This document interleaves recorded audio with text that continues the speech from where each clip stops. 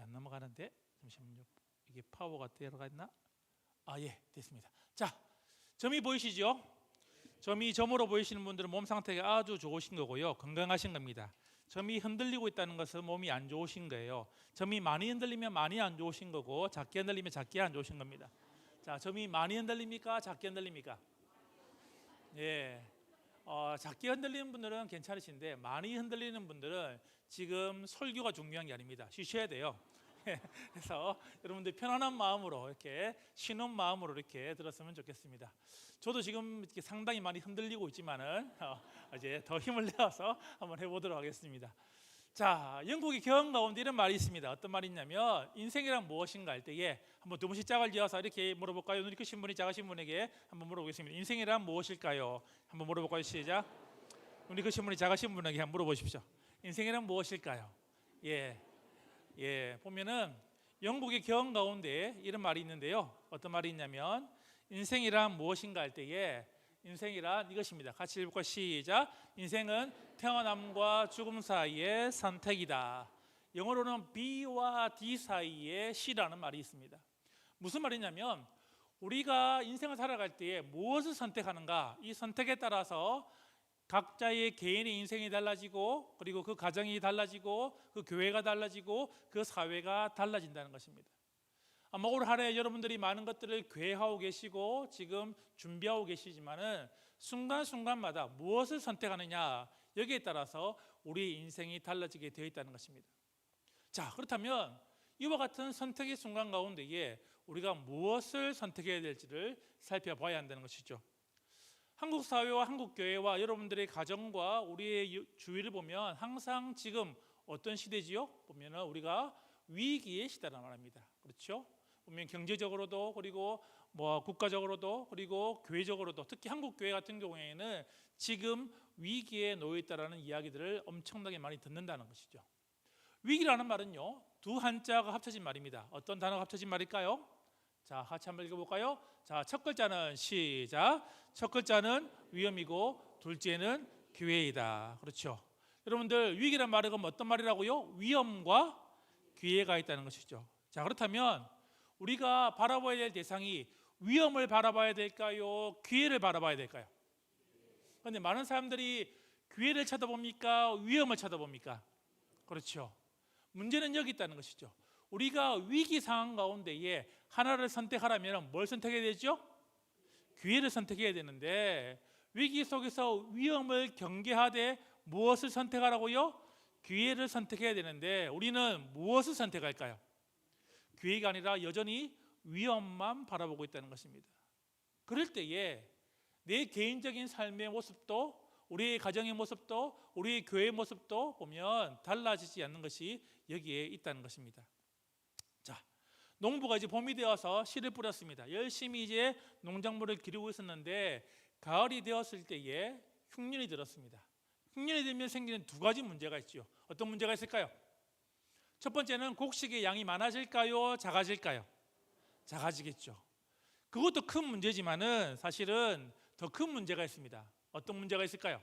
곡식의 질의 문제가 있다는 것입니다. 알곡이 많아질까요? 가라지가 많아질까요? 가라지가 많아지겠죠. 가라지를 농부가 걷어들여서 열심히 물을 주고 거름을 주더라도 그 가라지에서는 뭐가 나오지요? 가라지밖에 나오지 않는다는 것입니다. 한국 교회에 위기가 찾아왔습니다. 많은 학자들이, 많은 목사님들이 지금 한국 교회는 위기라고 말합니다. 맞습니까? 틀립니까? 광주 드림교회는 지금 위기입니까? 기회입니까? 광주 드림교회는 특이한 교회입니다. 맞습니까? 틀립니까? 저희가 조사를 해봤는데, 이번에 이제 여러분들이 설문조사한 것들을 쭉 분석을 해봤는데요, 결과값이 너무 좋아요.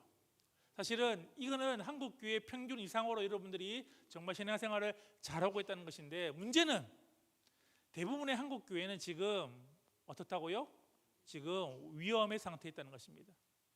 아이들이 줄어드는 것이 문제가 아니라 사실은 지금 한국 교회의 고민은 뭐냐면 남겨진 아이들이 지금 제대로 된 알곡인지 가라지인지를 분별하는 시기가 왔다는 것입니다. 교회를 나와서 예배를 드리고 있지만은 이 아이가 진짜 믿음의 아이인지 아니면 믿음을 떠난 아이인지를 지금 분석해야 될 그와 같은 시기가 왔다는 것입니다. 문제는 우리의 삶 가운데에 무엇을 선택하느냐가 중요한 선택의 기로에 있다는 것입니다. 혹시 여러분들 가운데 성경을 읽다가 이 구절이 없었으면 좋겠다라는 성경 구절이 있던가요? 만약에 하나님께서 여러분들에게 야, 너 믿음이 너무 좋구나, 내가 너에게 성경의 한 구절을 없앨 수 있는 능력을 주겠다 하시면 여러분들 혹시 없애고 싶은 성경 구절이 있던가요? 아니 목사님, 예수님께서 1.1핵도 없어지지 않는다 했는데 그럼 불경스러운 말씀을 하세요 할 수 있는데, 저는 성경을 읽다가요 이 구절이 없으면 얼마나 좋았을까 하는 구절이 있습니다. 같이 한번 읽어볼까요? 시작. 그 후에 일어난 다른 세대는 여호와를 알지 못하며 여호와께서 이스라엘을 위하여 행하신 일도 알지 못하였더라. 무슨 말일까요? 사사기 2장 9절까지는 어떤 내용이냐면 이스라엘이 승리하는 이야기, 이스라엘이 가나안 땅을 정복하는 이야기, 쉽게 말하면 승승장구하는 이야기가 사사기 2장 9절까지 나옵니다. 그런데 역사의 변곡점 어느 구절부터요?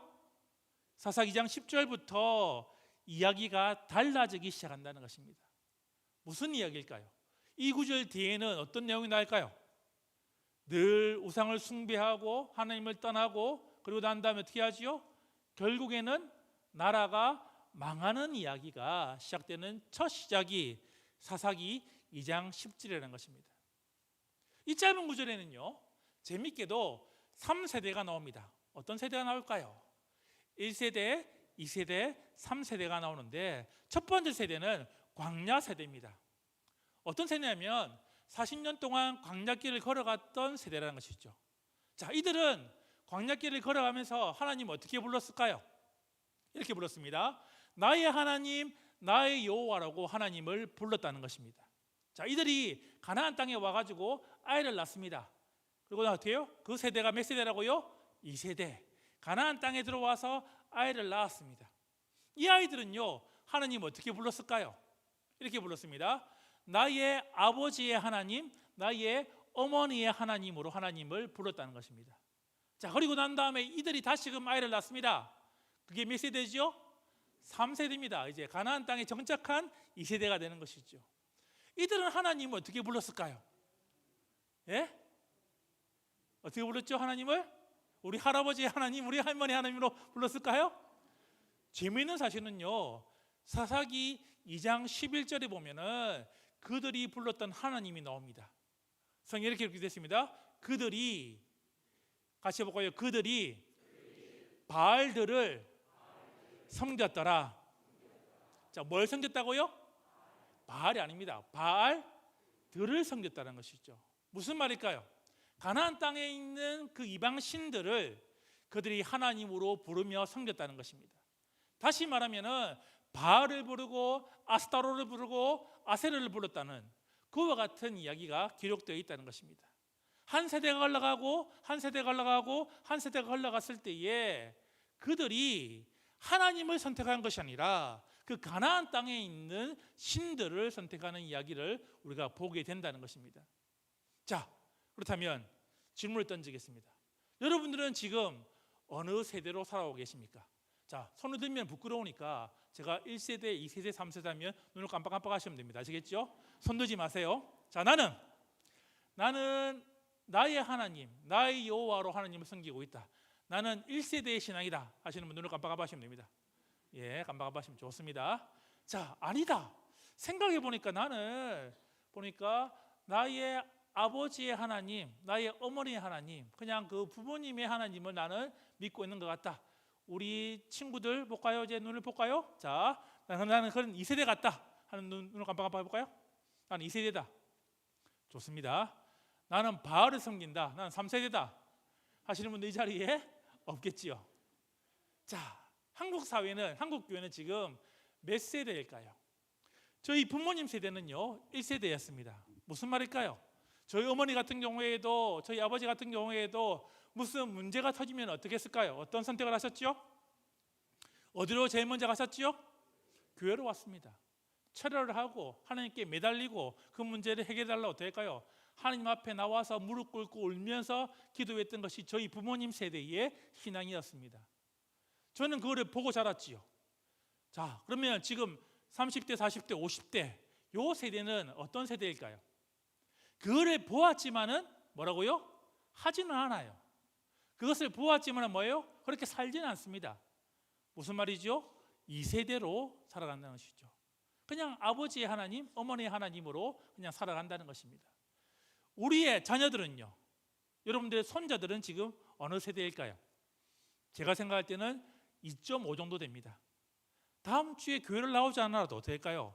전혀 이상하지 않는, 물론 드림교회 이야기는 아닙니다. 그렇죠? 한국 교회가 보면 그와 같은 상황 가운데 놓여져 있다는 것이죠. 왜 이런 일이 벌어졌을까요? 성경에 보면 그 이유가 나옵니다. 같이 한번 제일 위에 구절 읽어볼까요? 시작. 여호와를 알지 못하며. 자, 여호와를 알지 못한다. 이해가 되세요? 그들이 3세대가 하나님을 몰랐을까요? 그들이 할아버지의 하나님, 그들이 할머니의 하나님을 몰랐을까요? 자, 이야기는 들었을 거 아닙니까? 그런데 성경은 이렇게 말합니다. 그들이 여호와를 알지 못하며. 여기다 알다란 말이 중요한 말인데, 여러분들 1세대가 어떻게 하나님 알았을까요?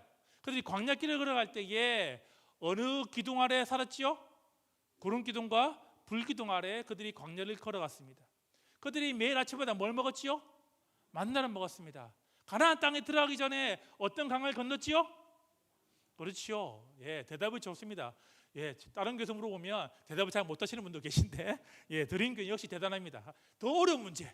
강을 건너고 난 다음에 어떤 성을 무너뜨렸지요? 자, 어떤 성을 무너뜨렸죠? 여리고성. 그렇죠.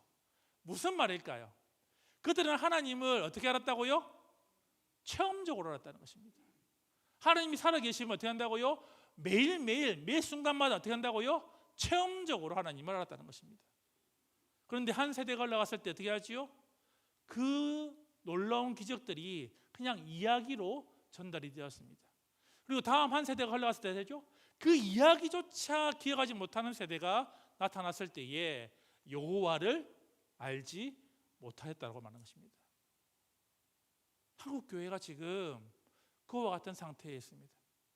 우리 부모님 세대는 체험적으로 매일매일 그들의 삶 가운데에 기도가 그들의 일이었고, 그리고 하나님의 말씀이 그들의 좌표였고, 그 말씀대로 살아가는 몸부림 가운데에 하나님이 살아계심을 체험적으로 알았던 세대였는데, 그 다음 세대가 이제는 과거의 옛날의 이야기, 정말 전설의 고향처럼 들려오는 이야기로 그것들을 받아들이고 있다는 것입니다.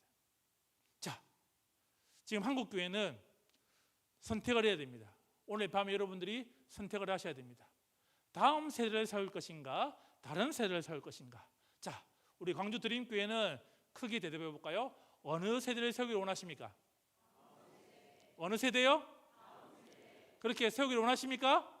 그렇게 되기를 원하십니까? 예, 그렇게 될 줄을 믿습니다.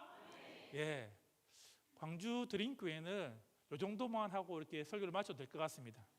예, 오늘 깜짝 놀랐습니다. 오늘 제가 말씀을 준비하면서 어떤 곡을 나중에 찬양을 부를까 하다가 두 곡 가운데에 한 곡을 선택했는데, 사실은 선택되지 못하는 곡이 오늘 불화가 찬양단 통해서 이렇게 찬양이 나왔습니다.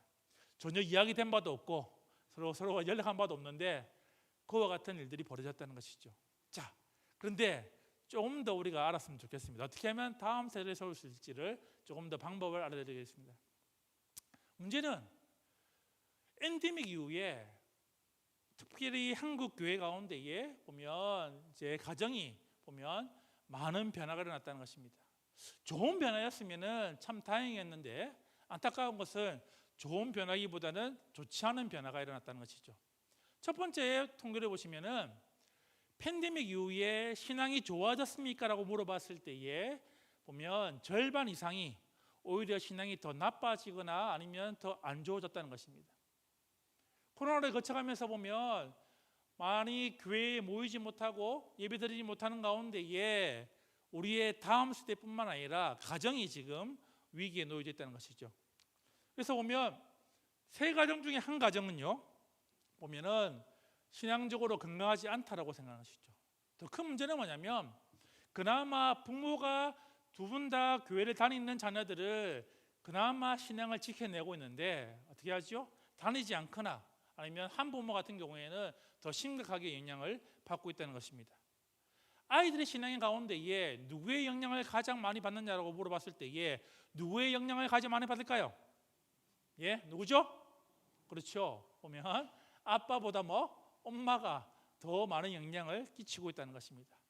아이들의 신앙 가운데에 정말 보면 엄마의 역할이 중요하다는 것이죠. 그리고 중고생들에게 물어봤습니다. 보면 모태신앙, 지금의 대부분 아이들은요 어떻게 한다고요? 예전에는 초등학교 다닐 때에 보면 전도되어서 들어온 아이들이 많았는데 지금은요 많은 경우에 아이들이 모태신앙으로 자란다는 것입니다. 무슨 말이죠? 어릴 때부터 교회 생활을 쭉 하고 흘러왔는데 사실은 그들의 신앙이 더 좋아지기는커녕 점점점 나빠지고 있는 것이 우리의 문제라는 것입니다. 자, 왜 나빠질까요? 가정에서 보면은 부모님들과 자녀들 가운데에 대화하는데 신앙에 관련된 주제는 몇 퍼센트라고요? 몇 퍼센트라고요? 5%에 불과합니다. 사실 95%는 사실은 뭐요? 다른 이야기들을 하고 있다는 것입니다. 아이들에게 신앙의 전수가 되고 있는 것이 아니라 어떻게 한다고요? 보면은 신앙과 다른 이야기, 세상의 이야기를 지금 많이 아이들에게 전달하고 있다는 것입니다. 그 가운데에 그 결과값이 무엇이냐라고 물어봤을 때에 이렇게 나왔습니다. 중고등부 아이들, 특별히 청소년들이 하루에 신앙생활을 얼마 정도 하냐고 물어봤을 때에 대부분 아이들이 어떻게 한다고요? 신앙생활을 하지 않거나 5분 정도 신앙생활을 한다는 거예요. 자, 5분이 나왔습니다. 5분. 그렇다면 도대체 언제 그러면 신앙생활을 한다는 거예요? 자, 5분이 나왔습니다. 5분. 자, 우리 부모님들 언제 아이들이 그럼 중고등부 아이들이 신앙생활을 한다는 겁니까? 하루 가운데에 5분이 나왔어. 5분. 자, 우리 청소년들, 우리 중고등부, 초등부 아이들 자, 한번 물어볼까요? 자, 여러분이 생각하실 때에 그래도 요거는 하지 않겠냐는 게 뭐죠? 식사 시간 때 뭐 한다고요? 기도하는 거. 예, 그게 5분이 나왔는데, 자, 손을 들면 부끄러우니까 우리 대학생들, 청소년들 손 들지 마시고, 여러분들, 여러분의 아이들이, 손자들이 밥을 먹을 때 기도하고 밥을 먹을까요? 기도하지 않고 밥을 먹을까요? 예, 기도하고 밥을 먹는다 믿으십니까? 예, 15년이 흘렀네요. 제가 보면 2010년도에 교생 실습을 나갔습니다. 교생 실습. 서울에 있는 중학교에 미션 스쿨에 제가 이제 보면 가서 한 달 동안 교생 실습을 하였습니다. 그 학교는요 미션 스쿨이었습니다. 절반 아이들은 교회를 다니고 있고 절반에는 교회를 안 다니는, 이름만 말하면 알 수 있는 서울에 있는 중학교였습니다. 제가 한 달 동안요 뭘 했냐면 식사 지도를 했습니다. 그래서 뭘 봤을까요? 아이들이 식사 가운데에 기도를 하는지 안 하는지를 제가 한 달 동안 조사를 해봤습니다. 지켜봤어요. 자, 몇 퍼센트의 아이들, 특별히 남자아이들 가운데에 몇 퍼센트 아이들이 기도하고 밥을 먹었을까요? 50%는 교회 다니고 있습니다. 자, 말해볼까요? 10%. 또 없어요? 자, 남자 중고등부 자녀를 둔 부모님은 잘 들으세요. 자, 몇 퍼센트냐면 0%입니다. 아무도 기도하지 않아요. 제가 물어봤습니다. 야, 너 교회 다닌다면서 왜 기도 안 해? 하니까 아이들이 말합니다. 기도했어야 하더라고요. 언제 기도했어? 그러니까 기도가 세 가지 유형이 있습니다. 잘 들어보세요. 첫 번째 유형은 뭐냐면 식판을 뽑을 때 기도합니다. 하나님 감사합니다 이렇게 합니다. 자, 두 번째는 뭐냐면 밥 다 먹고 난 다음에 돌면서 기도합니다. 하나님 감사합니다. 제일 많은 건 뭐냐면 앉을 때 하나님 감사합니다 하고 밥을 바로 먹어요. 여자아이들은요 기도하고 밥을 먹는 애들이 있습니다. 근데 남자아이들은요 한 명도 없어요. 제가 충격을 받았습니다. 그 한 달 동안 제가 교생 실습을 하면서 뭘 했냐면 내가 헛키웠네. 내가 아이들을, 그때 제가 고등부를 맡고 있었는데 내가 지금 우리 고등부 아이들을 헛키우고 있었네 라고 이야기했었어요. 자, 제가 고등부 아이들에게 말했습니다. 그때 인천에 있는 거기에 있는 교회에 고등부를 맡고 있었는데요. 제가 고등부한테 이렇게 말했습니다. 얘들아, 너희들이 학교에 가면 제일 먼저 뭐 하라 했을까? 제가 뭘 하라 했어요? 학교에 가면 제일 먼저 자리에 앉으면 뭐 하라고 했을까요? 제가 기도하라 했어요. 그리고 조금 더 믿음이 좋으면 뭐 하라 했을까? 제가 성경을 펴고 성경 한 장 읽고 하루 시작하라 했어요. 제가 교정 실습을 하고 난 다음에 두 번째 날에 반에 들어가게 되는데, 제가 반에 딱 들어갔을 때에 그런 아이가 있었을까요? 없었을까요? 퀴즈입니다. 그런 아이가 있었을까요? 없었을까요? 보면 남녀공학이었고 한 반에 남자아이들과 여자아이들이 섞여 있는 반이었는데 2학년 4반이었습니다. 문을 열고 탁 들어갔는데 한 아이가 진짜 제 앞에서 기도하고 성경을 읽고 있는 거예요. 있다 해서 제가. 그리고 어땠냐면 이 아이가 한 달 동안 제가 있었는데 이 아이가 저를 한 번 또 선생님을 부르지 않았습니다. 어떻게 불렀냐면 목사님 왔다 갔다 했어요. 한 달 동안. 이름은 한나였어요. 그런데 자세히 보니까 이 한나는요 왕따를 당하고 있어요. 이 반에서 아이들한테.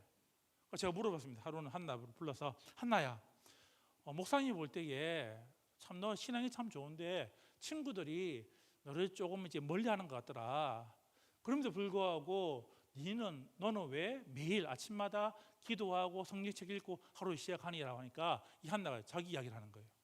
목사님, 제가 초등학교 5학년 때에 뇌수술을 받았어요 하더라고요. 자기는 삶과 죽음 가운데에 누가 나를 살려줬다? 하나님이 살려줬다는 건 뭐라고요? 체험적으로 하는 거예요. 그러니까 친구들이 뭘 하든 간에, 친구들이 나를 놀리든 간에 그게 중요한 게 아니에요. 뭐라고요? 내 삶의 주인이 누구라고요? 하나님인 것을 어떻게? 체험적으로 나타내요. 이 정도가 돼야지 뭐라고요? 기도하고 성경책 읽고 하루를 시작하는 거예요. 문제는 이것입니다. 우리 아이들이 지금 그와 같이 살지는 않는다는 것입니다. 자, 물어보겠습니다. 우리의 가정은, 내 자녀들은 다음 세대로 지금 키우십니까? 다른 세대로 키우십니까? 오늘 이 밤에 여러분들이 진짜 이번 세 번의 말씀 가운데에 중요한 초점은 우리의 가정이 바뀌어야 되는데, 가정이 바뀌려면 먼저 누가 바뀌어야 된다고요? 부모인, 할아버지, 할머니, 누구? 내가 바뀌어야 한다는 것입니다. 여러분들이 오늘 무엇을 선택할지를 한번 배웠으면 좋겠습니다. 한국 사회 가운데에 가장 강력한 종교는 어떤 종교일까요? 여러분들, 이 종교는 한번 빠지면요 헤어나올 수가 없습니다. 그리고 이 종교는요 모든 사람이 빠지게 되어 있습니다. 통일교 아닙니다. 신천지 아닙니다. 어느 종교가 가장 힘이 셀까요? 예? 지금 또 이 종교에 여러분들이 지금 이미 엎드린 분들이 여기에 수두룩합니다. 자, 자녀를 키울 때 가장 무서운 종교는 어떤 종교죠? 대학교입니다. 이 대학교는요, 여러분들 자녀를 키우면 어떻게 하죠? 한 번씩은 아니죠. 한 번이 아니죠. 보면 몇십 년간을 이 종교에 빠지게 되어 있다는 것입니다. 교회는 일주일에 한 번만 나오면 되는데 이 대학교라는 종교는 어떻죠? 매일 가야 돼요. 교회는 11조만 드리면 되는데 이 대학교는요 나의 모든 것들을 갖다 바쳐야 되는 거예요. 자, 다른 말 하면 어떤 종교일까요? 대학교를 빼는 말 하면 보면 스카이, 하늘교라고 하죠. 하늘교입니다. 하늘교. 예, 스카이입니다. 스카이에 가야 되는 거예요. 하늘에 가야 되는 거예요. 그런데 하늘에 다 갑니까? 못 갑니까? 다 가요? 못 가요? 예, 다 보내고 싶은데 다 보낼 수 있습니까? 없습니까? 못하니까 하늘교보다 조금 떨어지는 데가 있습니다. 그게 뭐냐면 서울성입니다. 서울성. 서울에 가면 모든 것이 거룩해집니다. 그렇죠? 서울에 있는 뭐예요? 대학에 가면 모든 것들이 뭐예요? 거룩해진다고 믿습니다. 그리고 아이들이 어떻게 할까요? 이 하늘교회에다가 믿어 집어넣고 있는 것이죠. 자, 서울에 못 가면 어떻게 될까요? 어떤 일이 벌어질까요? 그러면은 보면 지방교회가 있습니다. 지방에 있는 소위 말하는 국립대학교, 여기 뭐예요? 아이를 집어넣기를 바란다는 것입니다. 너무 강력하다는 것이죠. 저도 지금 이 종교 앞에 지금 우리 집이 영향을 받고 있습니다. 지금 많이 지금 흔들리고 있었고, 그리고 지금 어려움을 겪고 있었고, 그리고 어제 사실은 우리가 마지막 예배 시간 때에 말씀드릴 텐데 이 종교와 지금 이제 결별하려고 지금 이제 우리가 준비하고 있습니다. 예, 준비하고 있습니다 이제. 그런데 문제는 뭐냐면 이 종교가 끝났다고 해서 여러분들이 모든 게 해결될까요? 그 다음에 더 무서운 게 옵니다. 자, 질문 던져보겠습니다. 한국 사회에서 성공하려면 3S가 필요합니다. 3S 어떤 S죠? 어떤 S가 필요할까요? 한국 사회에서 성공했다라면 여러분들 이 3S를 가지고 있어야 돼요. 자, 첫 번째는 어느 대학을 나와야 되죠? 보면 서울대, 요즘 성균관대가 좀 뜨고 있지만은 그래도 S에 쓰지는 못합니다. 자, 졸업을 했습니다. 어디에 들어가야 될까요? 그러면 그렇죠. 보면 요즘은 삼성도 있지만은 또 다른 게 있습니다. 또 다른 S가 있습니다. 뭐죠? SK 하이닉스라는 게 이제 떴습니다. 좀 앞에 문제라도 달랐으면 좋았는데 똑같은 S입니다. 그렇죠? SK 하이닉스에 들어가야 되는 거예요. 자, 마지막 S는 어딜까요? 어디에 살아야 될까요? 그렇죠. 광주에 사시면 안 됩니다. 예. 여러분들 그 무서운 그 대학교를 아이들이 건너갔는데 또 더 무서운 뭐가 나온다고요? 3S가 나온다는 것입니다. 무엇을 선택하느냐? 여기에 우리의 삶에 문제가 있다는 것입니다. 어떻게 될까요? 한번 같이 읽어볼까요? 시작! 이 강력한 시대의 흐름을 어떻게 우리 교회와 가정이 정면 돌파할 수 있을까요? 자, 물어보겠습니다. 정면 돌파하기를 원하십니까? 이것을 대학교와 3S를 여러분들이 넘어가기를 원하십니까? 대답이 없으시네요. 여전히 무릎 꿇기를 원하시는가요? 자, 다시 묻겠습니다. 이 정말 무서운 이 대학교와 그리고 이 3S를 넘어서기를 원하십니까? 우리 아이들이 진짜 하나님 나라의 백성답게 살아가기를 원하십니까? 우리 가정이 그 길을 걸어가기를 원하십니까? 정말 잘 찾아오신 겁니다. 정면 돌파라는 것을 여러분들 영어 표현을 보면은 저 표현입니다. 한번 읽어볼까요? 시작. Take the bull by the horse. 무슨 뜻일까요? 달려오는 뭘 잡는다라고요?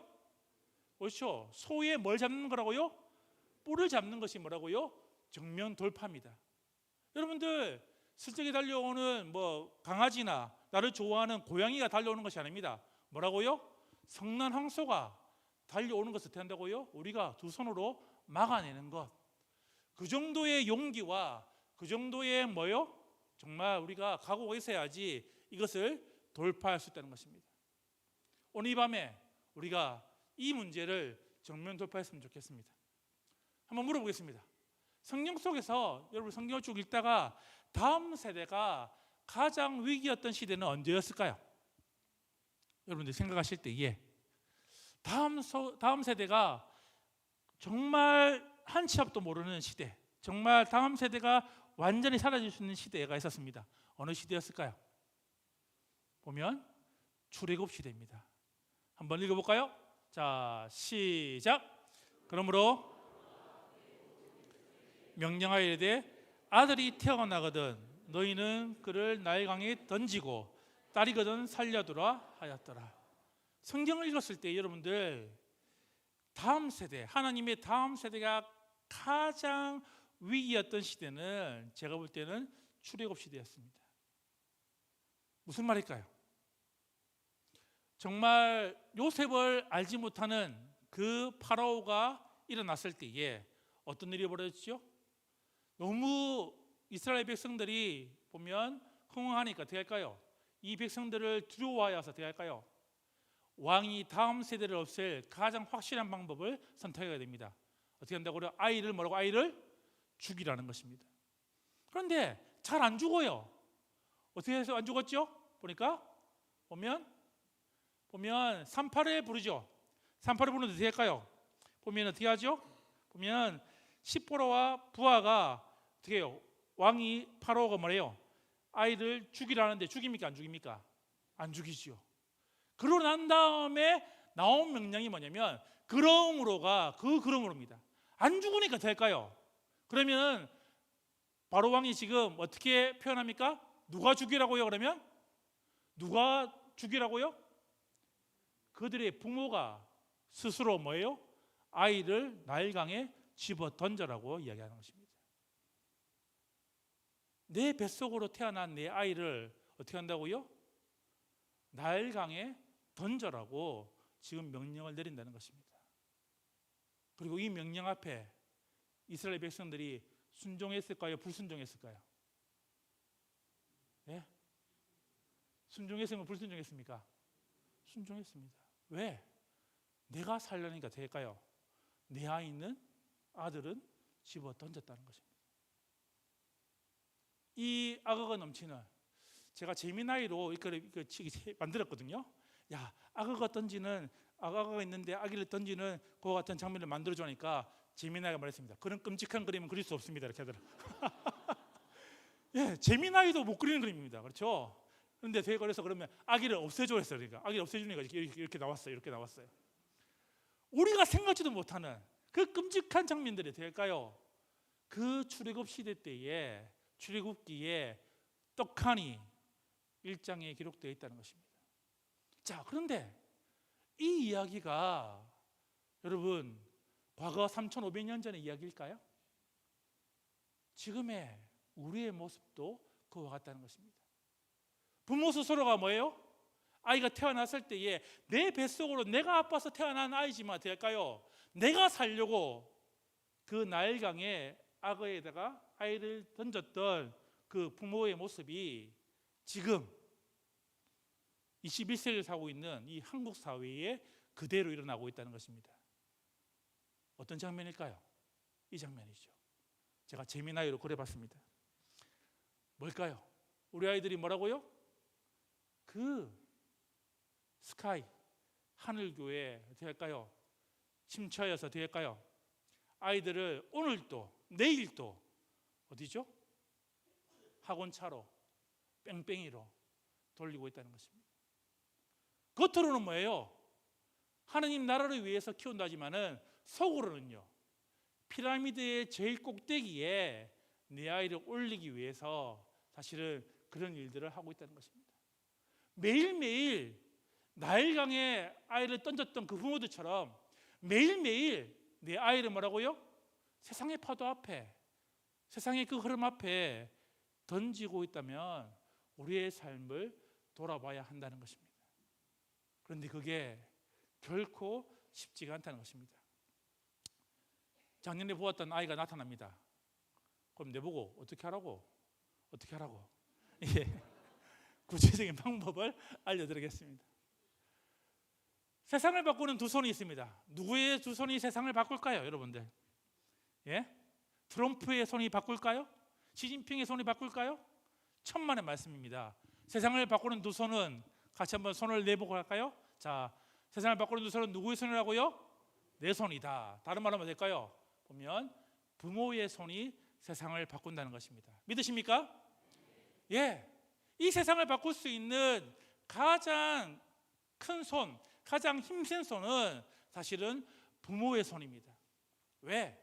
이 부모의 두 손에 보면 이 사회와 이 미래가 달려있다는 것입니다. 자, 오른손은 뭘 잡아야 될까요? 같이 한번 읽겠습니다. 시작. 부모의 오른손은 예수님을 꽉 붙잡아야 합니다. 믿으십니까? 우리가 왜 예수님을 꽉 잡아야 될까요? 보면 이 세상의 주인이 누구라고요? 예수님이십니다. 오늘 아침 해가 뜨거나 그리고 달이 뜨거는 모든 삶의 변화를 지금 누가 주관하고 계시지요?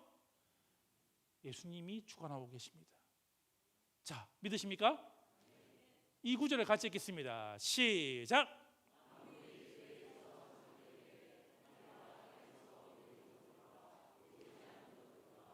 혹은 왕권들이나 주권들이나 통치자들이나 권세자들이나 만물이 다 그로 말미암고 그를 위하여 창조되었고 또한 그가 만물보다 먼저 계시고 만물이 그 안에. 믿으십니까? 여기서 그가 누구일까요? 예수님입니다. 모든 만물을 누가 창조했다고요? 예수님께서 창조하셨습니다. 그리고 모든 만물이 예수님께로 말미암고 그를 위해 창조되었고 그가 만물보다 먼저 계시고 만물이 그 안에서 뭐라고요? 함께 섰다라고 이야기하는 것입니다. 우리가 믿는 예수님은 2000년 전에 이 땅에 오셔가지고 좋은 이야기만 하고 좋은 일만 하다가 돌아가신 분이 아니라 지금 또 살아계시고 지금 또 역사하시고 지금 또 내 삶의 모든 것들을 다스리는 분이 누구라고요? 예수님이라는 것입니다. 그 예수님을 어떻게 한다고요? 오른손으로 꽉 잡고 있어야 한다는 것입니다. 그렇다면 왼손은 뭘까요? 같이 읽겠습니다. 시작. 부모의 왼손은 아이를 꽉 붙잡아야 됩니다. 믿으십니까? 예. 여러분들의 아이는요, 단순한 아이가 아닙니다. 이 세상을 변화시킬 가장 확실한 키가 어디 있다고요? 이 아이에 있다는 것입니다. 믿으십니까? 예, 물어보겠습니다. 여러분들 50년 뒤에 여러분들의 모든 가지고 있는 재산이나 지위나 이런 것들이 다 누구에게 이전될까요? 내 아이에게 넘어가게 됩니다. 이 땅에 있는 여러분들 많은 것들이 어떻게 하죠? 30년만 지나면 50년만 지나면 어떻게 한다고요? 우리의 다음 세대 아이들에게 다 넘어가게 돼 있다는 것입니다. 그렇기 때문에 어떻게 한다고요? 세상에서 가장 강력한 에너지는 어떤 에너지라고요? 바로 아이라는 것입니다. 세상을 바꿀 수 있는 가장 강력한 힘이 어디 있다고요? 아이에게 있다는 것입니다. 그렇다면 부모가 해야 될 일이 명확합니다. 자, 그렇다면 부모의 사명이 뭘까요? 사명은 뭐죠? 자, 오른손에 누가 쥐고 있죠? 오른손은 예수님, 왼손은요? 아이라면 부모의 사명은 뭘까요? 예? 기도입니까? 부모의 사명은 자, 손 놓고 기도하는 겁니까? 자, 부모의 사명 같이 읽겠습니다. 시작. 부모를 통해 세상을 바꾸는 두 힘이 서로 만나게 하라는 것입니다. 내 오른손에 있는 이 예수님을 어떻게 한다고요? 내 왼손에 있는 쥐고 있는 이 아이를 어떻게 한다고요? 아이가 어떻게 한다고요? 나를 통해서 어떻게 한다고요? 만나게 하라는 것입니다. 그것이 뭐라고요? 부모의 가장 큰 사명인 것입니다. 우리가 놓치고 있는 것이 있습니다.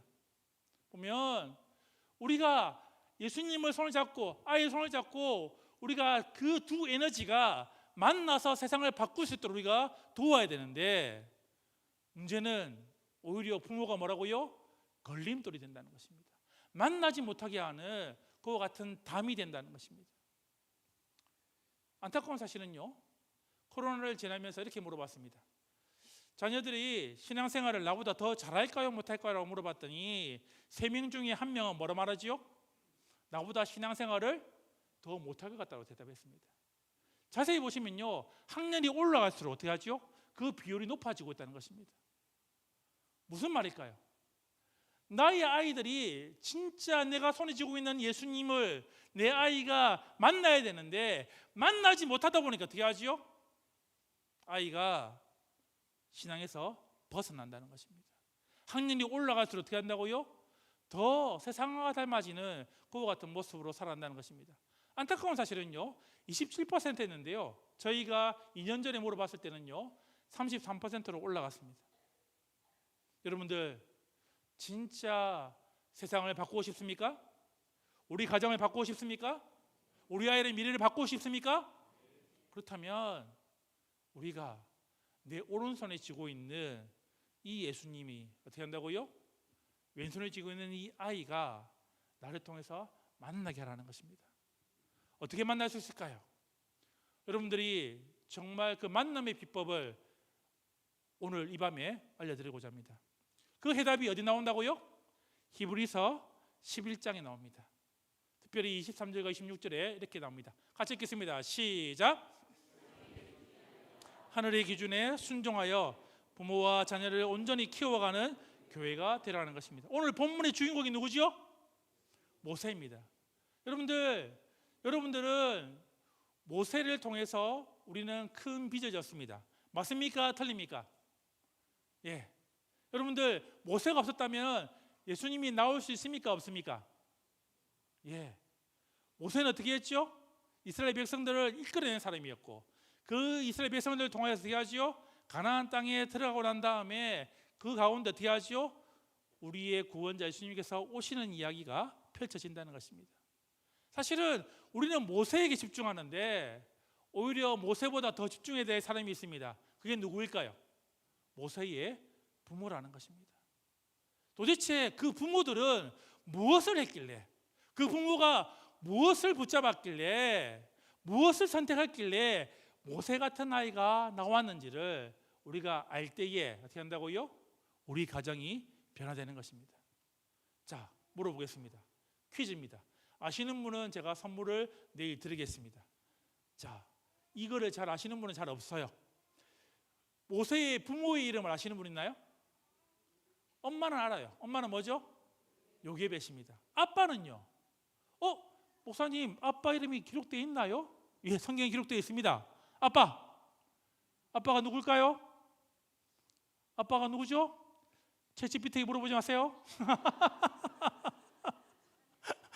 예, 아빠가 누구냐면 아므람입니다. 아브람 아니고 뭐라고요? 아므람이라고 나와 있습니다. 사실은 모세의 부모가 어떻게 해서 이 모세와 같은 아이를 키워냈는가, 여기에 비밀이 있다는 것입니다. 모세의 부모는 어떻게 했을까요? 사실은 그들이 그 아이를 정말 3개월 동안, 여러분 생각해 보십시오. 바로 왕을 두려워하지 않았습니다. 그런데 어떻게 하죠? 3개월이 지나니까 될까요? 더 이상 아이를 키울 수가 없어요. 왜요? 3개월이 되면 어떻게 될까요? 우리 어머니들 어떻게 하죠? 아이가 우는 소리가 어떻게 할까요? 우렁차집니다. 숨길 수가 없어요. 그런데 어떻게 할까요? 그들이 어쩔 수 없어서 어떻게 할까요? 갈대 상자를 만들고, 그리고 진흙을 바르고 어떻게 했죠? 보면, 그리고 아이를 나일 강가에 이렇게 버려두게 됩니다. 버린 게 아니죠. 누이가 될까요? 따라가서 돼요? 그것이 어떻게 되는지를 계속해서 관찰했다는 것입니다.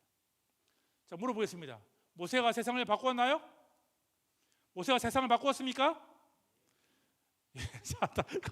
예, 자, 모세가 세상을 바꾸는 축복의 통로가 되었습니까? 여러분의 아이가 그와 같은 아이 되기를 원하십니까? 예, 그 방법이 있습니다. 같이 한번 해볼까요? 시작. 아이가 하나님을 붙들게 되었고 하나님이 그 아이를 붙드심으로 온 세계의 역사를 바꾸어 놓았다는 것입니다. 믿으십니까? 부모가 오른손에 쥐고 있는 이 예수님, 이 하나님을 어떻게 할까요? 왼손에 쥐고 있는 내 아이를, 이 모세를 어떻게 할까요? 나를 통하여서 된다고요? 하나님을 붙들게 할 때에 하나님이 그 아이를 붙드심으로 온 세계의 역사가 바뀌었다는 것입니다. 우리가 주목해야 될 것이 그것입니다. 도대체 그렇다면 이 부모들이 무엇을 했길래, 도대체 이 부모들이 무엇을 선택했길래 그와 같은 일이 벌어졌는지를 돌아보게 되는 것이죠. 모세가 이제 나일강을 따라서 쭉 흘러갈 때에 누가 그 뒤를 따라갔지요? 누나가 따라갔습니다. 그리고 그 갈대 상자가 어디로 갔지요? 누구에게 발견되었습니까? 바로 왕의 공주에게 발견되었습니다. 그러자 어떻게 할까요? 그 누나가 또르르 달려가서 대했을까요? 뭐라 말했지요? 공주님, 이 아이를 키우려면 뭐라고요? 젖이 필요하지요. 유모가 필요하지요. 제가 잘 아는 유모가 있는데 소개시켜 드릴까요? 제가요. 그렇게 해서 유모가 오게 됩니다. 한번 읽어볼까요? 자, 시작. 그에게 이르되 이 아이를 데려다가 나를 위하여 젖을 먹이라. 내가 그 싹을 주리라.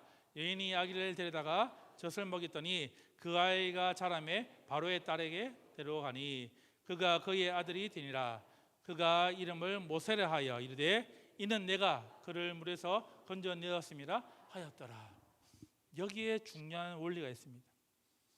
여러분들 보니까 젖을 먹이라 했는데, 여러분들 생각하실 때에 3개월 된 아이에게 젖을 얼마 정도 먹였을까요? 얼마 정도 먹였을까요?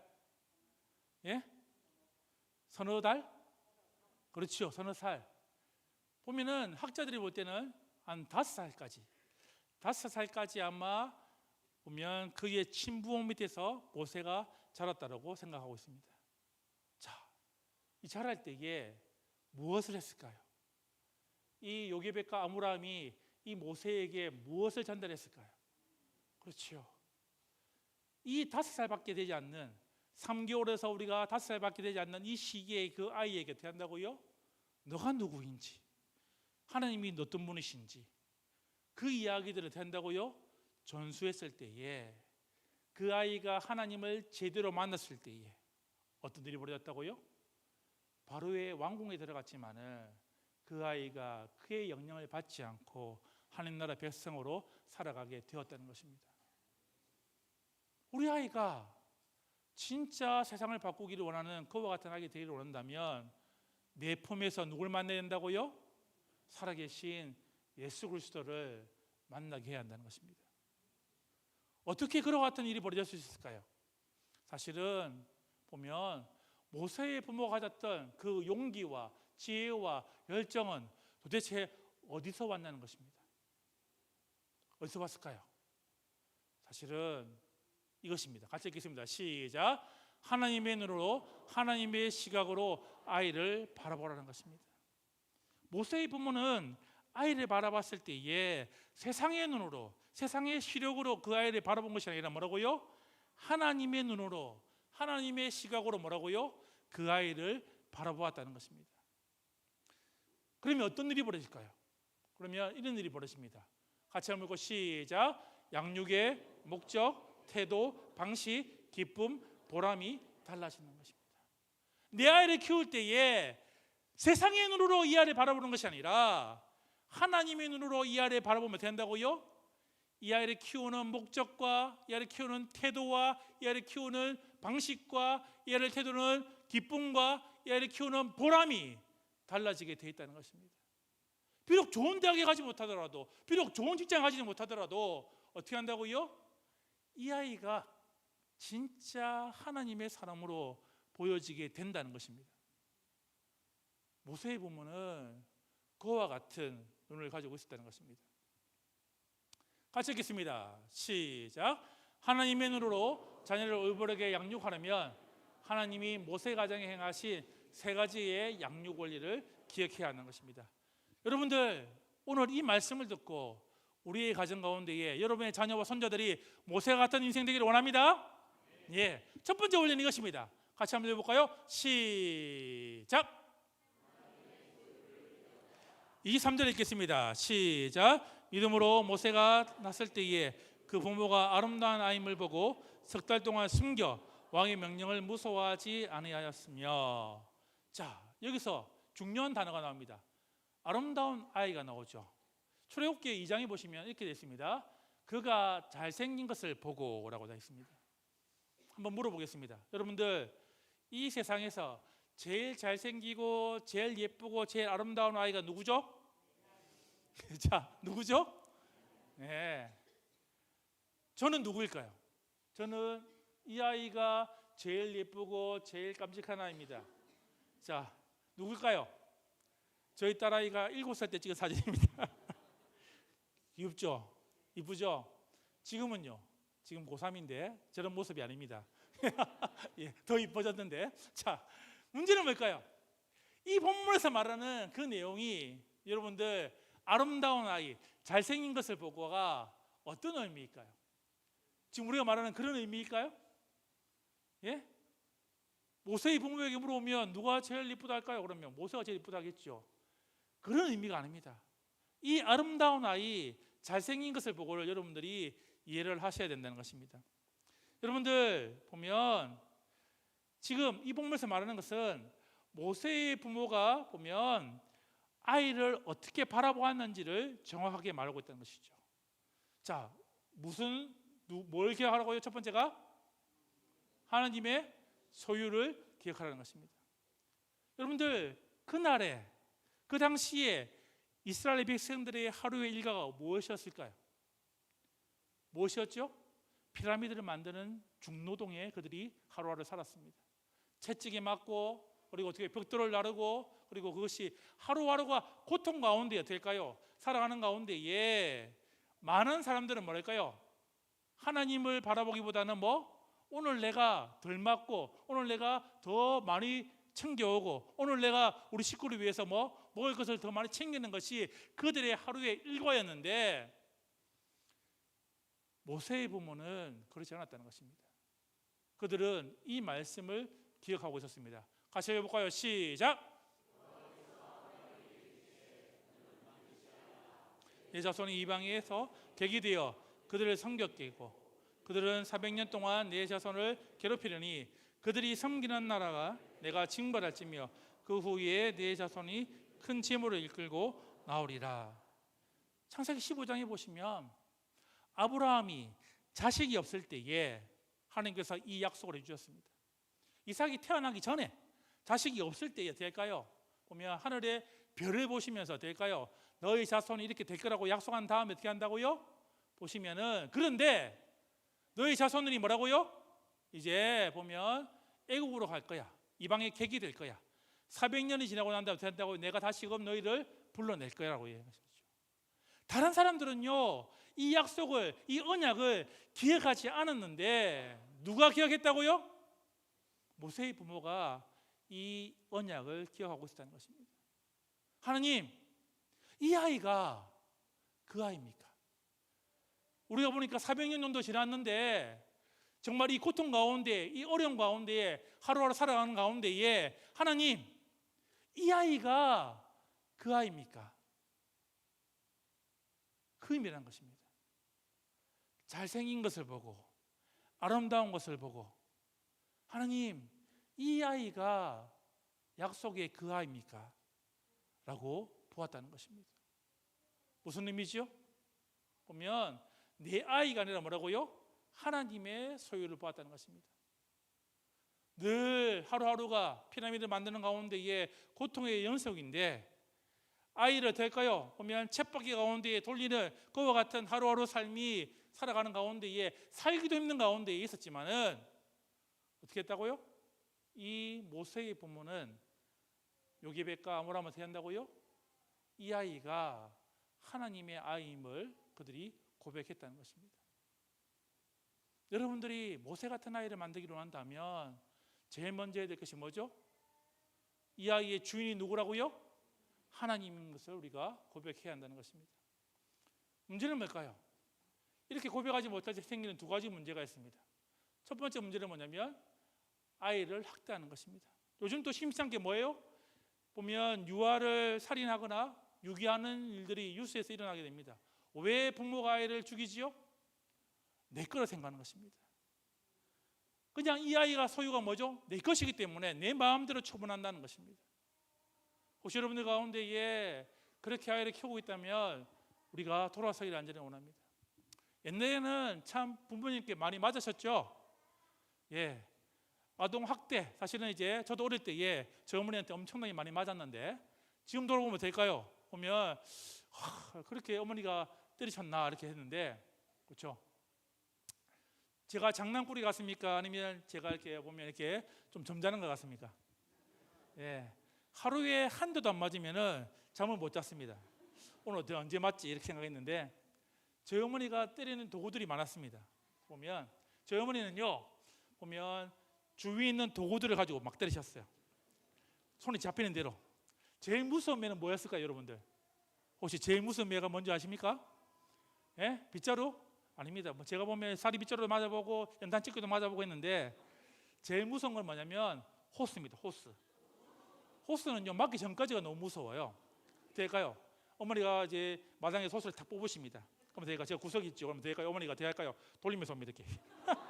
그러면 제가 무서워가지고 어머니 잘못했어 이렇게 했던 데가 기억나는데 요즘은 이렇게 맞고 싶어도 이제 맞지 못하는 이제 됐는데 여러분들 아이들을 훈육하는 것과 벌을 내리는 것은 다른 문제입니다. 여러분들 아이를 학대하고 있다면 우리의 마음을 돌리셔야 되는 것입니다. 학대보다 더 심각한 문제가 있죠. 요즘 문제가 뭐죠? 과잉보호입니다. 아이들은 될까요? 네 새끼 내 자식이라도 보니 될까요? 하나님께 맡기는 것이 아니라 어떻게 한다고요? 내가 책임지라는 것입니다. 부모가 바뀌는 유형이 있습니다. 시대의 변화에 따라서 어떻게 바뀌었을까요? 첫 번째 유형은요 캥거루맘입니다. 캥거루맘. 제가 보면 재미나에게 시켰습니다. 캥거루맘을 만들어주니까 이렇게 됐어요.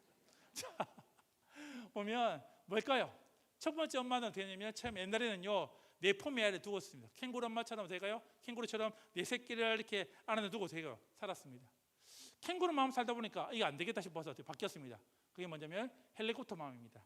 보면 두두두두 떠서 될까요? 보면 앞에 아이들이 일어날 문제들을 될까요? 엄마가 분석하기 시작했습니다. 헬리콥터 마음도 마음에 안 들었습니다. 그래서 어떻게 했냐면 엄마가 바뀌었습니다. 보면 잔디깎기 마음이 됐습니다.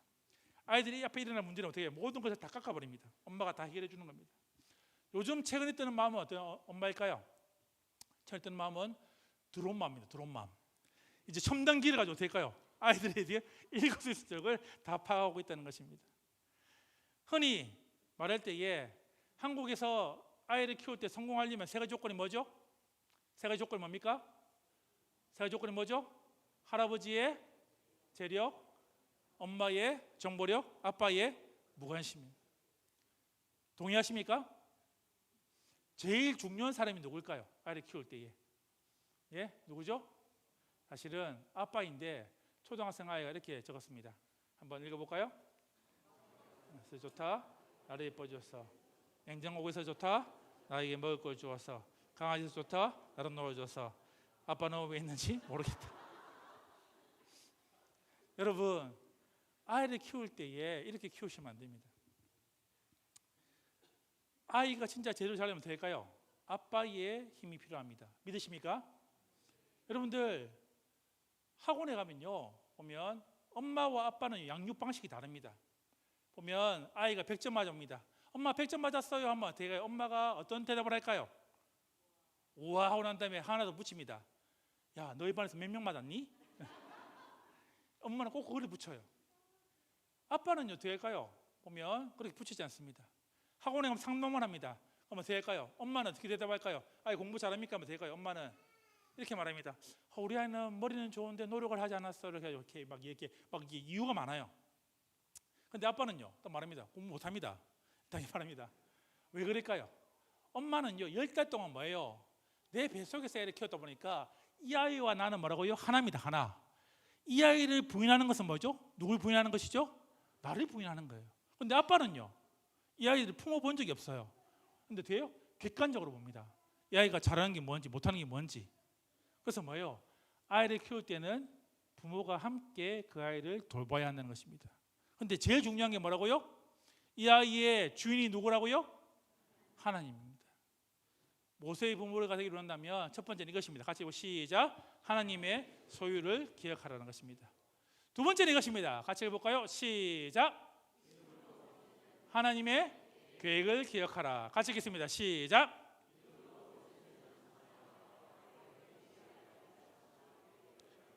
도리어 하나님의 백성과 함께 고난받기를 잠시 죄악의 낙을 누리는 것보다 더 좋아하고. 예, 여러분의 아이는 이 세상에 단 한 명밖에 없습니다. 믿으십니까?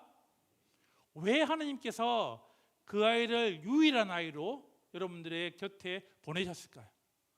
왜 그 아이를 세상에 단 하나밖에 없게 여러분들에게 그것을 창조하셨을까요? 뭐 때문에? 그 아이에 관한 하나님의 뭐가 있기 때문에? 계획이 있다는 것입니다. 믿으십니까? 여러분들 진짜 하나님의 소유를 기억한다면 두 번째 우리가 해야 할 게 뭐라고요? 계획이 있다는 것입니다. 모세에게 하나님이 주신 계획은 뭘까요? 바로의 공주의 아들이 되기를 원한 것입니까? 아니면 하나님의 백성과 함께 고난을 받는 것이 하나님의 계획이십니까? 여러분은 여러분의 자녀가 두 계획 가운데에 어디에 계획이 갔으면 좋겠습니까? 자, 어느 계획이 갔으면 좋겠습니까? 예? 많은 부모들이 될까요? 여기가 좋지요. 뭐 바로왕 아니더라도 청와대로 갔으면 좋겠습니다. 아니면 서울로 갔으면 좋겠습니다. 그런데 뭘까요? 하나님은 모세를 보내실 때에 보면 바로왕의 공주의 아들로 보면 자라기를 원하지 않았다는 것입니다. 도리어 어디로 간다고요? 보면 광야로, 그리고 하나님의 백성과 고난받는 자리에 그를 보내기를 원했다는 것입니다. 모세의 부모의 계획은 그런 것이 아니었습니다.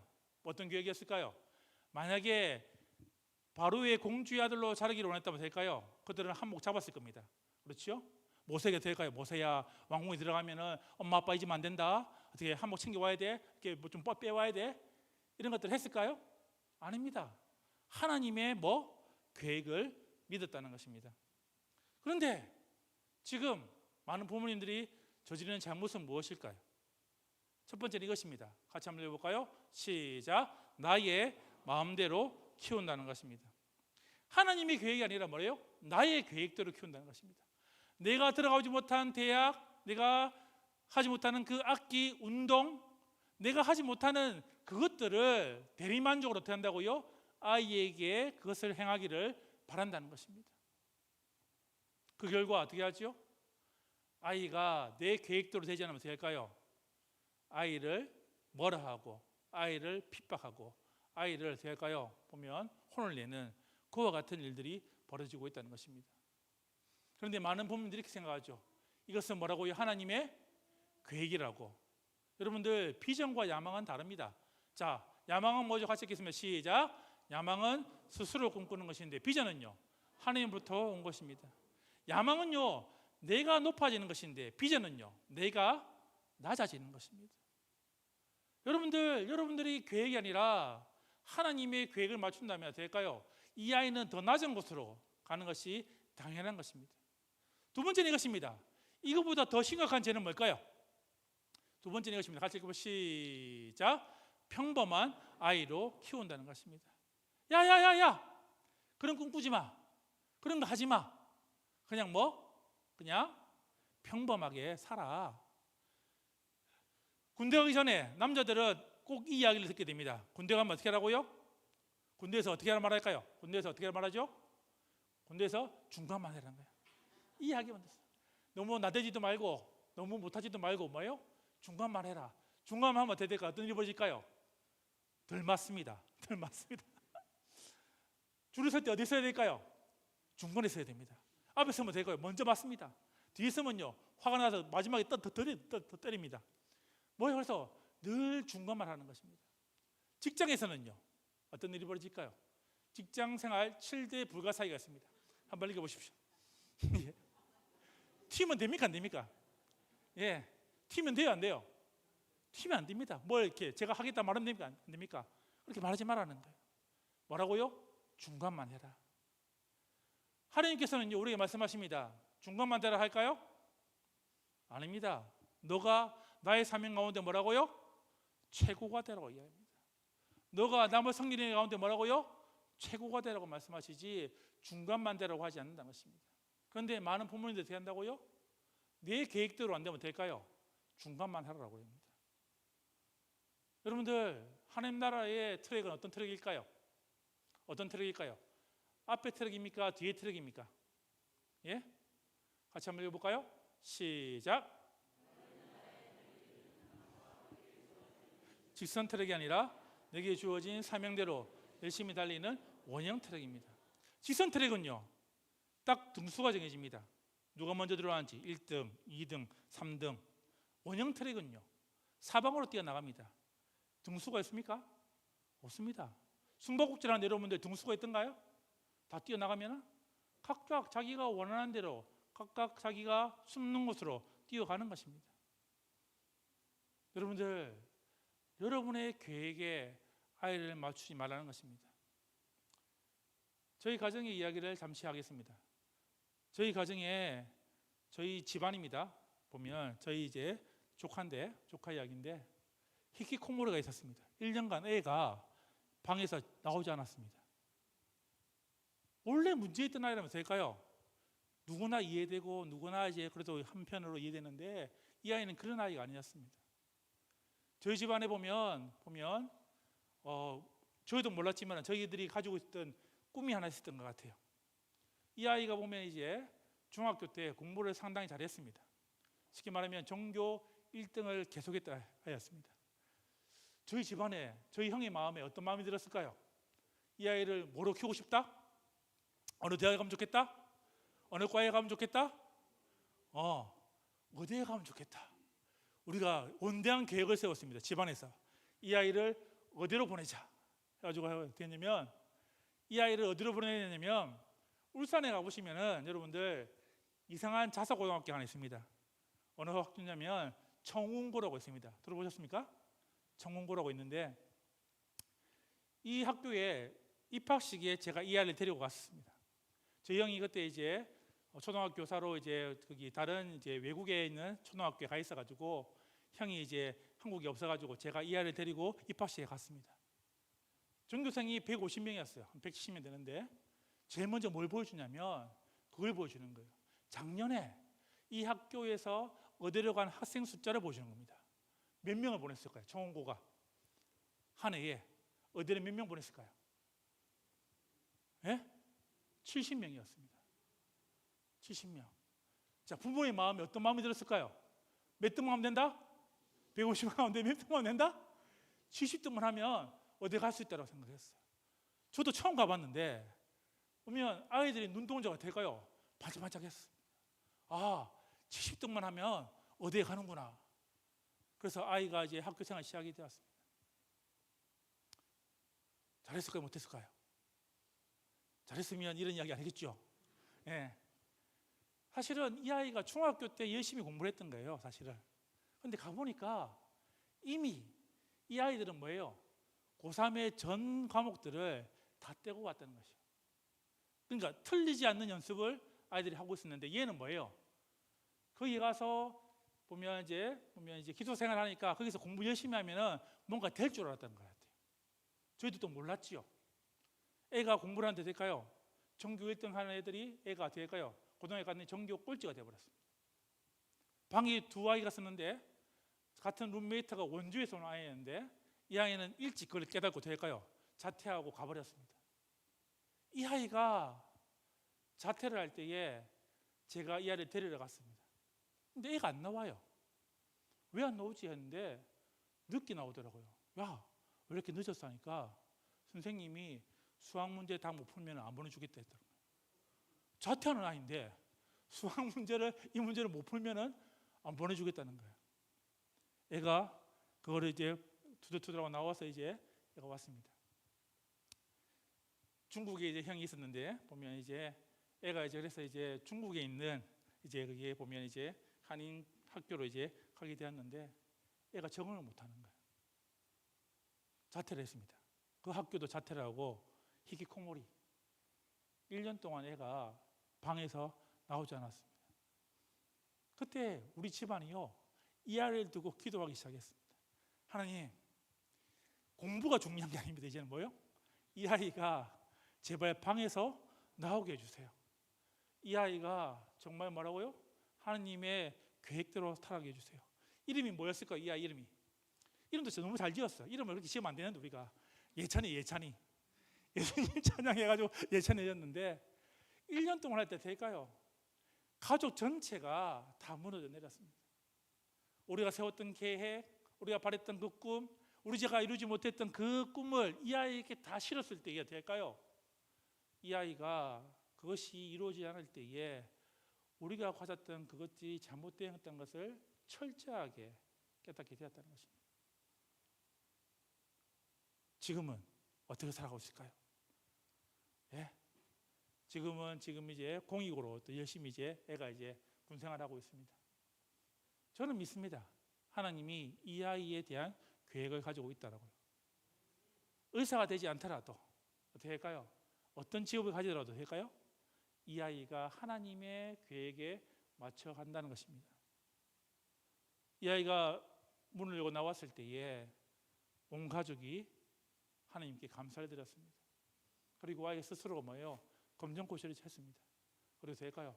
아이가 자기의 길을 찾아가는 것을 우리가 보고 있다는 것입니다. 내 계획이 무너질 때에 평범한 아이를 키울 때에 우리의 모습이 이와 같다는 것입니다. 지금 내 아이를 어떻게 키우고 계십니까? 하나님은 그 아이를 사자로 보내셨는데 고양이의 모습으로 키우지 않습니까? 진짜 우리의 아이들을 잘 키워야 하는 것입니다. 두 번째가 뭐였죠? 하나님의 뭘 기억하라고요? 계획을 기억하십시오. 마지막 세 번째입니다. 같이 읽겠습니다. 시작. 하나님의 상급을 기억하라. 같이 읽겠습니다. 시작. 그리스도를 위하여 받는 수모를 애굽의 모든 보화보다 더 큰 재물로 여겼으니 이는 상 주심을 바라봅니다. 첫 번째가 뭐였죠? 하나님의 소유를 기억하고, 두 번째 하나님의 계획을 기억하고, 하나님의 뭐? 상급을 기억하라. 여러분들, 우리 가정은 누구 덕에 살아갈까요? 자, 질문이 좀 웃길까요? 자, 우리 가정은 누구 덕에 살아갈까요? 하나님 덕 맞는데 좀 더 구체적으로 해볼까요? 누구 덕에 살아갈까요? 같이 해볼까요? 자녀 덕에 살아갑니다. 시작. 자녀 덕에 살아갑니다. 동의하십니까? 아니 목사님, 오늘 내가 하루 종일 일해가지고 뼈 빠지게 일해가지고 내가 애를 먹이 살리고 있는데 무슨 섭섭한 소리 하십니까? 하는데 성경에 보면 이렇게 나와 있습니다. 한번 빨간색 말 해볼까요? 시작. 나를 위하여 젖을 먹이라. 내가 그 싹을 주리라. 무슨 말일까요? 하나님은 여러분을 자녀를 맡길 때에 어떻게 할까요? 그 자녀를 키울 뭐라고요? 모든 여건도 주신다는 것입니다. 믿으십니까? 그 아이의 필요한 것들, 그리고 여러분의 삶의 모든 것들은 뭐라고요? 채워주신다는 것입니다. 믿으십니까? 그럼 누구 덕에 살아가는 거죠? 우리가? 내 아이 덕에 살아가는 겁니다. 하나님은 이렇게 말씀하십니다. 내가 그 아이를 키울 때에 필요한 모든 것들을 내가 뭐라고요? 너에게 지급하겠다는 것입니다. 그러면 하나님이 내 아이의 필요한 것들을 채워주신다면 부모가 해야 될 일은 뭘까요? 같이 읽겠습니다. 시작.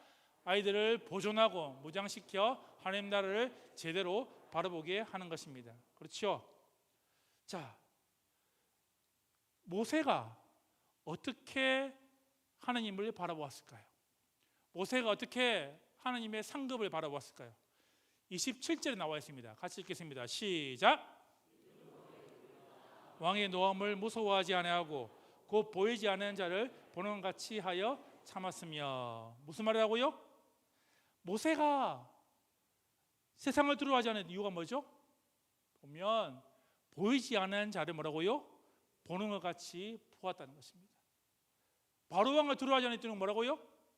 진짜 보이지 않는 하나님을 그가 보았다는 것입니다. 왜 하나님이 보이지 않을까요? 우리 삶에 문제가 찾아왔을 때 왜 하나님이 보이지 않지요? 예, 여러분들 100원짜리 동전을 내 눈앞에 두면 어떤 일이 벌어질까요? 뒤에가 보입니까? 안 보입니까? 안 보이죠. 내 문제가 너무 커 보니까 될까요? 뒤에 계신 하나님이 보이지 않는다는 것입니다. 그런데 우리가 바라보기 위해서 뭐죠? 내 문제가 아니라 뭐라고요? 뒤에 계신 하나님을 보아야 하는 것이죠. 왕의 노함을 무서워하지 않았는데 이스라엘 백성들은요, 왕의 노함을 무서워했다는 것입니다. 이 구절을 한번 보실까요? 한번 읽지 않겠습니다. 한번 쭉 보십시오. 자, 한번 모세가부터 읽어봐요. 모세가 시작. 모세가 백성에게 이르되 너희는 두려워하지 말고 가만히 있어서 여호와께서 오늘 너희를 위하여 행하시는 구원을 보라. 너희가 오늘 본 애국 사람을 영원히 다시 보지 아니하리라. 여호와께서 너희를 위하여 싸우시니 너희는 가만히 있을지니라. 홍해 앞에서 일어났던 일입니다. 이제 바로 왕이 이제 군사를 이끌고 쳐들어왔을 때에 이스라엘 백성들은 앞에 구절 어떻게 하죠? 두려워서 떨어서 될까요? 우리를 왜 죽이냐고, 왜 우리를 이렇게 괴롭히냐고 모세에게 항변하였을 때에 모세가 말합니다. 어떻게 하죠? 하나님께서 구원을 행하실 것이다. 놀라운 사실은요, 이 구절은요, 하나님께서 모세에게 말하지 않았습니다. 어떤 일이 벌어질지 말하지 않았습니다. 아는 가운데 모세가 지금 말하고 있는 거예요. 그런데 희한하죠. 어떻게 말하죠? 보면 너희가 본 애국 사람들을 영원히 다시 보지 아니하리라.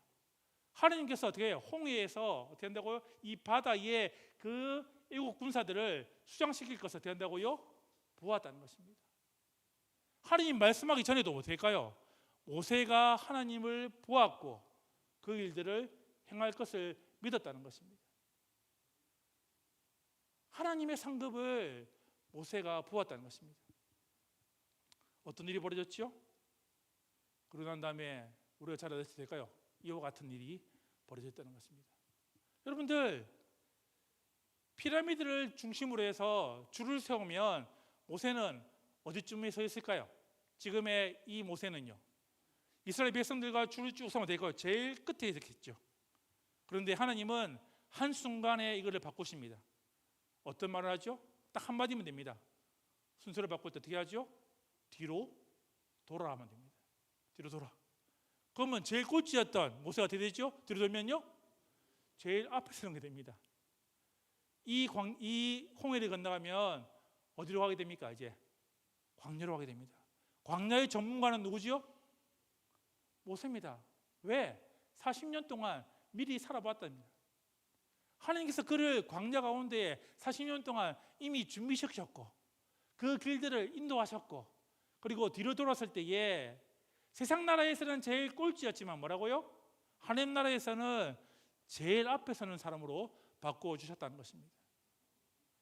우리가 하나님의 상급을 기대할 때에 그런 믿음이 있어야 됩니다. 내 아이가 부족해 보이더라도, 내 손자가 부족해 보이더라도 어떻게 한다고요? 하나님이 어떤 말을 한마디? 뒤로 돌아. 한마디면 뭐라고요? 내 아이가 완전히 바뀌게 되는 것입니다. 여러분들, 바다 밑 8,000m에도 생물이 살고 있을까요? 8,000m에 생물이 살고 있습니까? 안 살고 있습니까? 예, 심해어라고 보면 8,336m에 보면 이 심해어가 발견이 되었습니다. 자, 어떻게 그러면 여러분들 이 물고기가 8,000m면 뭘까요? 코끼리가 될까요? 위에서 한 수백 마리가 누르는 힘입니다. 여러분들 코끼리 한 마리가 나 누르면 될까요? 그냥 죽지요. 그런데 될까요? 수백 마리가 누르는 힘이 보면 8,000m 힘인데 어떻게 이 물고기 살아갈 수 있을까요? 이 물고기는요, 놀랍게도 살아가는 힘이 뭐냐면 평행력입니다. 같이 보고 시작. 평행력. 뭘까요? 위에서 누르는 압력과 내 안에 있는 압력이 뭐라고요? 같게 만드는 것입니다. 그렇다면 모세는 어떻게 그와 같은 세상의 압력을 이겨낼 수 있었을까요? 왕조로 살아갈 때는 그래도 될까요? 그가 왕자의 신분이기 때문에 그것을 이겨낼 수 있었는데 생각을 해보시죠. 40년을 동안 광야에서 왔습니다. 정말 이제 초라한 목동의 모습으로 그가 이제 목자의 모습으로 애굽을 찾아갔을 때에 여러분들 그 화려했던 그 피라미드, 화려한 그 신전 앞에 그가 올라섰을 때에 어떤 마음이었을까요? 어떤 마음이었을까요? 그를 누르는 그 압력들이 어땠을까요? 엄청난 압력 가운데에 그가 바로 앞에 서게 되는 것입니다. 어떻게 이겨낼 수 있을까요? 비결이 뭐죠? 같이 읽겠습니다. 시작. 내 아이를 살아계신 예수님과 만나게 하라. 예수님이 부르실 때 스스로 응답하게 하라는 것입니다. 모세가 그 애굽에 오는 그 압력 가운데 어떻게 하죠? 이길 수 있는 힘은 뭘까요? 그 안에 그에 대응하는 평행력, 뭐죠? 하나님의 힘으로 채웠다는 것입니다. 그럴 때 될까요? 그 압력을 이겨낼 수 있다는 것이죠. 문제는 이것입니다. 우리는 그러면 진짜 내 아이를 하나님의 소유로, 하나님의 계획으로, 하나님의 상급으로 키우고 싶은데 당장 이 교회 문 밖을 나가면 어떻게 될까요? 어떤 게 찾아오죠? 뭐가 찾아오지요? 세상에 압력이 찾아옵니다. 어떻게 이겨낼 수 있을까요? 어떻게 하라고요? 누구를 하라고요? 내 아이를 누구를 만나게 하라고요? 예수님과 만나게 하는 것입니다. 예수님이 부르실 때 돼요? 스스로 응답하게 하는 것입니다. 다른 말하면 될까요? 보면 예수님을 내 삶의 최고의 가치로 두라는 것입니다. 빌립보서를 읽겠습니다. 시작. 그러나 무엇이든지 내게 유익하다는 것을 내가 그리스도를 위하여 다 해로 여길 뿐더러 또한 모든 것을 해로 여김은 내 주 그리스도를 아는 지식이 가장 고상하기라.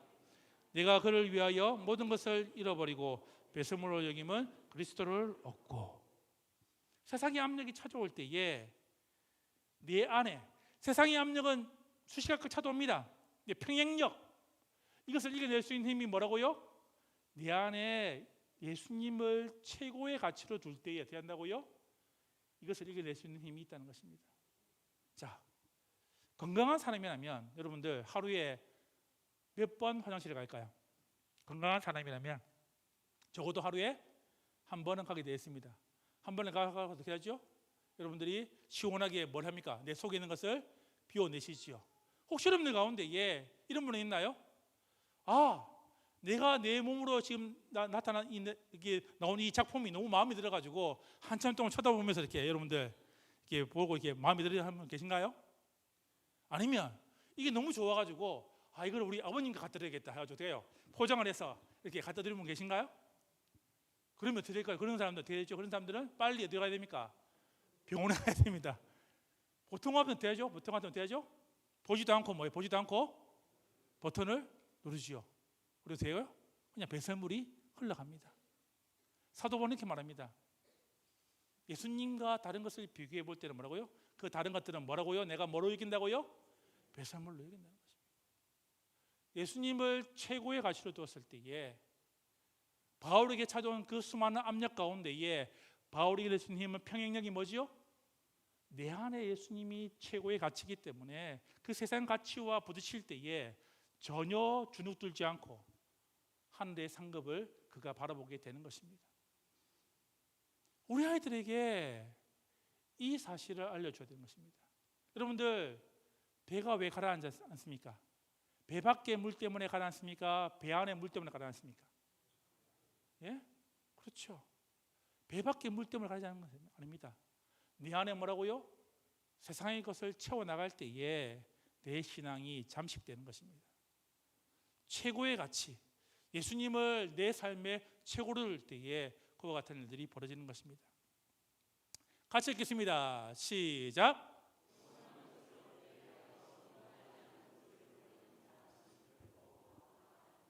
예, 보면 짐 엘리엇이라고 보면 이제 남미의 이제 선교사로 갔던 청년이었는데 선교지에 도착하자마자 창끝에 찔려서 죽습니다. 사람들은 말합니다. 왜 갔냐? 왜 그렇게 죽었냐라고 했지만 하나님의 계획, 하나님의 상급을 그가 바라보았기 때문에 되었죠. 그가 이렇게 고백합니다. 영원한 것을 얻기 위하여 영원하지 않는 것을 포기하는 사람, 버리는 사람은 결코 어리석지 않다는 것입니다. 세상의 압력 가운데에 우리가 놓여지게 됩니다. 세상의 상을 우리가 기대하며 살아가는 것이 당연한 것처럼 보이지만은 하나님께서 말씀하십니다. 얘야, 세상의 상급이 아니라 변하지 않는 영원한 하늘 상급을 네가 바랬으면 좋겠다. 그 이야기들을 우리 아이들에게 해줘야 한다는 것입니다. 같이 읽겠습니다. 시작. 한 아이를 키우려면 온 마을이 필요하다. 그런데 한 아이를 그리스도의 제자로 키우려면 뭐가 필요하다고요? 온 교회가 필요하다는 것입니다. 왜 광주 드림교회를 세우셨을까요? 하나님께서 왜 광주 지역에 이 드림교회를 세우셨을까요? 같이 읽겠습니다. 시작. 하나님 나라의 사건이고 드림교회의 공동체의 사건입니다. 여러분들, 한 아이가 온 것은 뭐랄까요? 이 세상을 변화시킬 가장 큰 에너지가 왔다는 것입니다.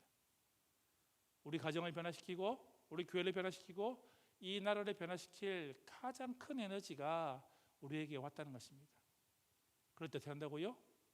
그 부모가, 그 교회가, 그 아이가 예수 그리스도 앞에 나오도록, 만나도록 도와줘야 하는 것입니다.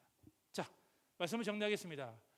모세의 부모가 되기로 한다면 우리가 세 가지를 기억하겠습니다. 같이 해보고 시작. 하나님의 소유를 기억하고 하나님의 계획을 기억하고 하나님의 상급을 기억하라. 이렇게 하면 여러분들 집에 가서 뭐 배웠는지 뭐 했는지 전혀 모르실 겁니다. 그래서 제가 퀴즈를 내겠습니다. 천국에서 여러분들 최고의 상은 어떤 상일까요? 어떤 상이 최고의 상일까요? 상급이 있습니다. 여러분들 상급이 있다 했잖아요. 어떤 상이 최고의 상일까요? 예, 영혼 구원 맞는데 다른 말로 하면 여러분 보면 소개상입니다. 소개상. 자, 소개상. 그렇죠. 누구를 뭐라고? 예수님께 소개하는 상이 뭐라고요? 최고의 상입니다. 믿으십니까? 동의하십니까? 그렇죠. 뭐라고요? 예수님을 아이들에게, 자녀들에게 소개하라는 것입니다. 어떤 상이 최고의 상이라고요? 소개상입니다. 요 단어만 외우시면 됩니다. 소개상. 근데 그 개자가 뭐라고요? 조개자로 바꾸시면 됩니다. 자, 어떤 상이 최고의 상이라고요? 소개상입니다. 왜 소개상이 최고의 상이죠? 보면 하나님의 소유를 기억하고 하나님의 계획을 기억하고 하나님의 상급을 어떻게 소개상입니다. 그렇죠? 자녀가 내 것이 아니라 하나님의 것임을 기억하십시오. 그리고 자녀가 내 계획이 아니라 어떤 계획? 하나님의 계획을 맞추십시오. 자녀가 사라질 상급이 아니라 영원한 상급을 바라보도록. 여러분들 쉽지 않습니다. 그렇죠? 보면 그 일들을 하셔야 됩니다. 이제 찬양을 하고 마칠 텐데요. 이 찬양 어려운 찬양입니다. 잠시만 요거 하나 더. 잠시만 이 영상이 있습니다. 자, 소개를 잘했던 부모의 이야기입니다. 한번 볼까요? 여기 보면 최근에 이제 있던 이야기인데 인터넷 연결이 안 되나요?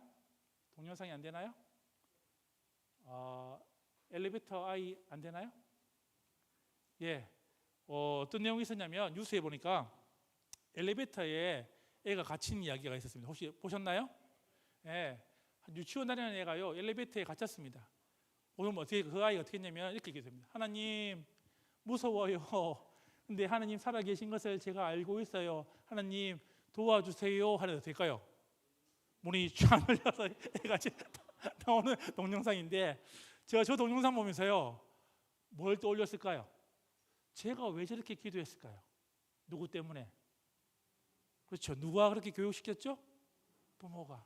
얘야 네가 어려울 때 힘들 때 누가 도와준다고요? 하나님이 도와주실 거야. 네가 어려울 때 어떻게 누구한테 기도하라고요?